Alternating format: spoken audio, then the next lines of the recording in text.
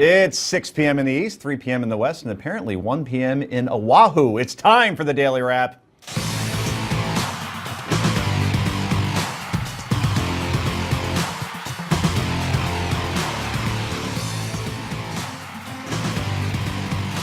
And welcome to the show, everybody. I am Joe Concha, and we have a very special all-female panel tonight on the Daily Wrap. You might know her by, well, many things, but her frequent TV appearances discussing morality and ethics on her show, Close Encounters with Monsignor Jim Lisante. Lisa Janovitz is with us again tonight.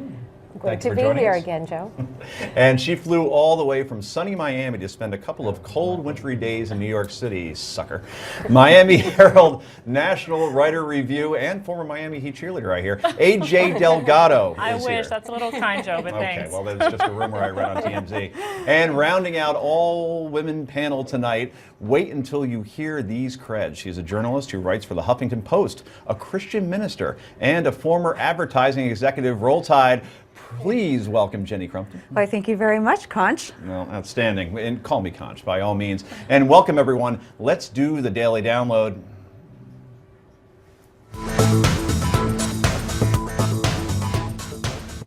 And today we received some shocking news that ISIS has burned alive a Jordanian captive pilot, Mahoud al-Kahab, and I'm sorry if I'm mispronouncing that, which they were kind enough, ISIS was, to film and distribute. We will not show the video. It was absolutely brutal, and I recommend not watching it. Jordanian state TV claims Kabesh was killed on January 3rd, exactly 1 month ago. President Obama responding to the savagery. You know, I just got word of the video that had been released. I don't know the details of the confirmations, but should, in fact, this video be authentic, it's just one more indication of the viciousness and barbarity of this organization.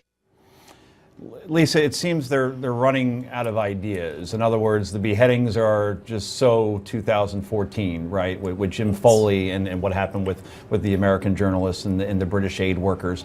And maybe it's not having the impact with the media that it used to. So now they said, let's figure out another way to get some people's attention. And boy, did they. Just when you think they could not, things could not be more horrific, and they could not do even more horrible damage, they ramp it up, I guess, to get more attention. But what is so disturbing is obviously, fortunately, no media outlets that we know of are airing this, this video, is that there was never any intention of negotiating with the Jordanians. If this individual was murdered on January 3rd, which likely seems that way, and also given the way that this was produced and the time that was done in the production value. So there's no negotiating with these people. This is evil. They are barbaric. There's no way I believe that they can be negotiated with. It seems, AJ, they're trying to one-up Al-Qaeda, so to speak, right? When Daniel Pearl was murdered in 2001, he was a Wall Street Journal journalist that was over in Pakistan. Rest in peace. Yes, and he was beheaded by Khalid Sheikh Mohammed, who eventually was arrested. And what they did then was they filmed it with a Sony camcorder, and then it was passed off to a courier who passed off to another courier who delivered it right to the FBI staying in a hotel in Karachi. And that was the way they used to get that message out, but the FBI would only see that tape and no one else would. Now ISIS has this media ability to put things up right on YouTube whenever they so choose, and then the media reacts the way it does. What are your thoughts on all of this? I mean, we've had someone who was fighting in a U.S.-led coalition, let's not forget, fighting alongside us. This man was a hero, only 27 years old, burned alive today. They've turned a new page in their barbarism. And it leaves even someone like me who isn't necessarily as hawkish as maybe others might be in the Republican Party. It's really a jolt. It wakes me up that with these types of people, there isn't, and I'm ashamed in a way that Obama seems to sound so calm about it. I think it's time we really stepped it up a bit and reacted the way the Jordanians are, almost a little bit of an eye for an eye. You're going to execute someone? Well, we'll execute one of yours, as Jordan is doing today, apparently, the jihadists that they had captured. I'm concerned that the Obama administration is, even still, after a U.S.-led coalition member has been burned alive, still a little too complacent in their response. Perhaps he doesn't want to be too passionate about it. He doesn't want to show that they're getting under our skin. Right. It wants to be presidential, so to speak. But I know what you mean. Maybe you do want to see a little more fight. Jenny, what I wonder is, since this is Jordan, and maybe ISIS sees this as more of a betrayal because it's a fellow Muslim country, so to speak, and they're fighting with the infidels. I wonder maybe if that played a role in terms of the way they executed this pilot. Well, I think that did, but several things did. I think, we see them release a video a month after the execution takes place. That's because they're struggling a little bit. They very strategically place these videos at times when they have been diminished a little bit in their resources. Now, I think they've miscalculated what the response is going to be from Jordan when King Abdullah gets back home from DC, where he is now.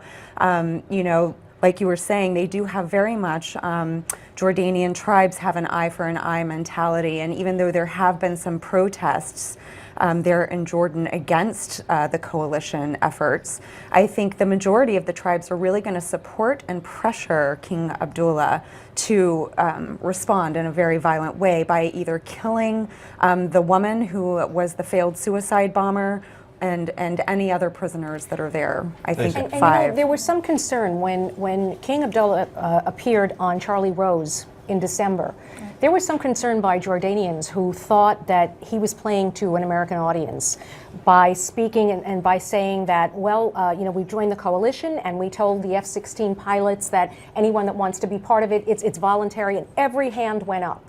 And there was some concern, should he have done something like that? Should he have done an interview like that? Well, but the whole purpose of this video, and they list at the end of the video specific names of other pilots who they want to execute. Right. The purpose of that is to destroy the coalition and to intimidate the coalition and to get us divided. So we don't want to see that. AJ, last word, 10 seconds. It's had the opposite effect. I was wondering how the Jordanians would react, saying we shouldn't be in this coalition with the West. It's had the opposite effect. They seem to say we're doing the right thing and now we want revenge on these guys. The ante has been up. Bad move, ISIS. Very interesting. We'll have to end it there. Coming up next, with the recent measles outbreak making big news, there is a serious vaccination debate going on in this country right now. We will tackle it next. This is the Daily Wrap from New York City, and it's only on Newsmax TV.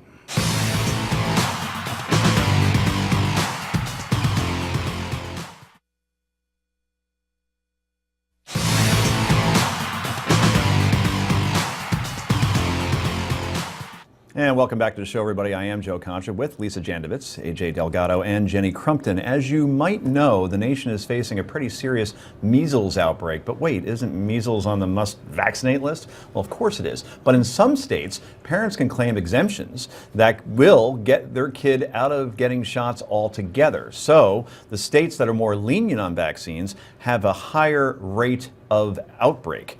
So there's our map there, and as you can see, California is leading the measles outbreak race. Should parents be forced to get their kids vaccinated? Senator Rand Paul doesn't think so.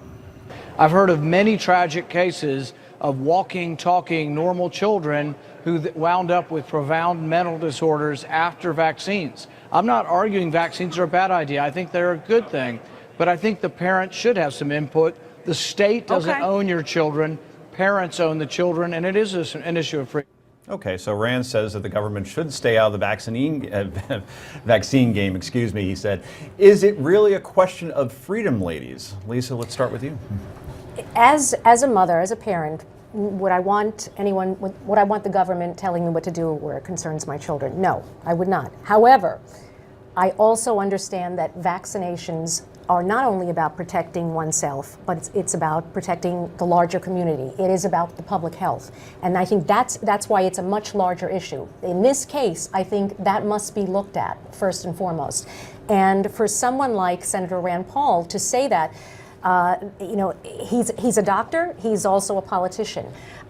It's of great concern because that information has been largely debunked. There is no scientific evidence, and you're going to have people that will continue to not vaccinate their children because of hearing that he gives that credence, that side, that there is a danger, a greater risk than vaccinating your children, and that could be very harmful. AJ, we heard from Hillary Clinton, sent out a tweet.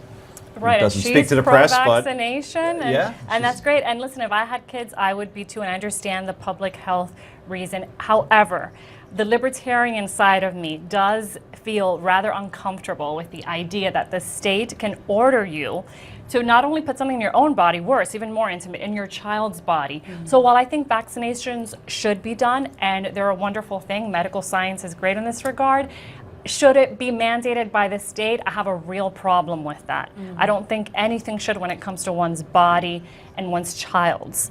So I see what Rand is saying, that you should get the vaccines, but the government should not be in the business of mandating it. Encouraging it, yes. Mandating it, you're starting to cross the line into individual freedom there. That it's a very delicate balancing act. Jenny, let's say, I'm a big fan of Jenny McCarthy, and she says not to vaccinate your children. Or I'm just a parent who says, I'm very uncomfortable with this, but yet it's mandatory. They go to jail? What happens? That's the thing. I think it's a really slippery slope. I think what we should probably do is stop debating whether the government should tell us what to do, because that would be a long time coming, even if it did happen.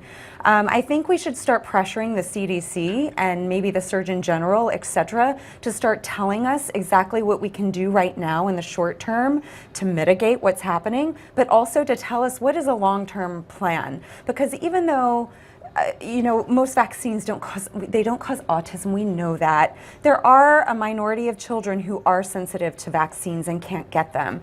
So there's already a population that we have to worry about. It's not just in schools, it's in the public, it's everywhere. So why not start now making a plan for both the short term to take care of the outbreak right now, but also the long term? How do we handle this? How do we balance this? Some folks are just against getting shots altogether, it seems, right? You hear the tens of thousands of people dying. I mean, Ebola was supposed to wipe us all out by now.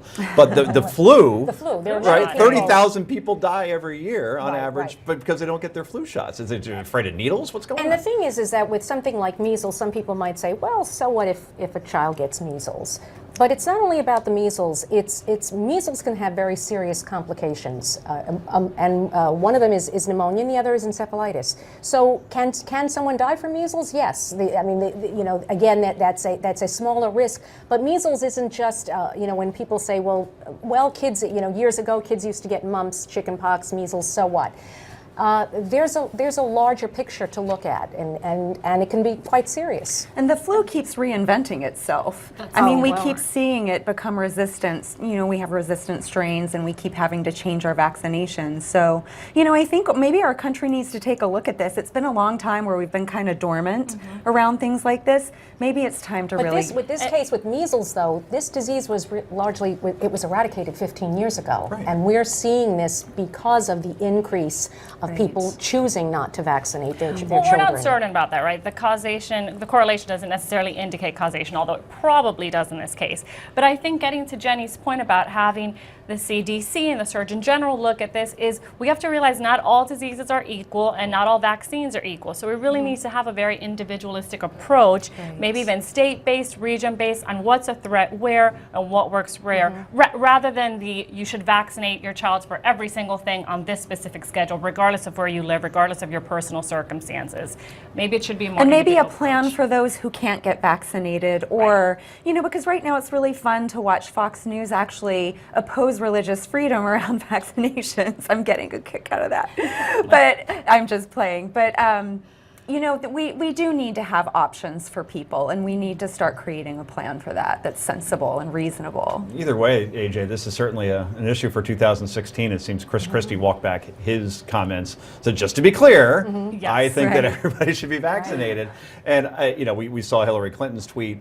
We saw President Obama during his interview with Savannah Guthrie. It seems that everybody now is falling in lockstep with the, well, of course science says you should get vaccinated. You're afraid to speak out. If you're even skeptical, you know, I even posted something on social media today saying I fully agree with vaccinations, but I'm not sure the state should be in the business of mandating it. And right away, you have individuals who take this extremely seriously. I understand why, specifically parents. And it's kind of a litmus test for whether you are a reasonable person. And Rand, as you said, is certainly having to walk back slightly. He had Ben Carson come to his defense, having to walk back those comments just like Christie did. Amazing, right? Right. And it's funny because I brought up Ebola earlier. Yeah. How that just vanished Right. Yes. completely. There's a lot of fear. There's a lot of fear around these things, and we don't know the full story. From a media perspective, it rated very well. Right. But it was funny because we had so much concern also what was going on in Africa. Right. And now you Right. don't hear a peep about that from American media because obviously it doesn't affect us and we're selfish people. And if it doesn't affect We the wanted to US, stop planes coming in, and we wanted to cut off, you know, part of the world. I was in favor And of that. Right. I was too, yeah. Right. Well, the good news is but that all's none of well. us were diagnosed as far as I know. right, So, the New York doctor who went to the bowling alley is all clear. I was Right. ready to go You on can bowl lockdown. again in Manhattan. bowls in Manhattan, by the way. And I ended on that note. So coming up next, are American teens lazy? You won't want to miss what we have for you after the break. This is the Daily Wrap, and it's only on a not so lazy Newsmax TV.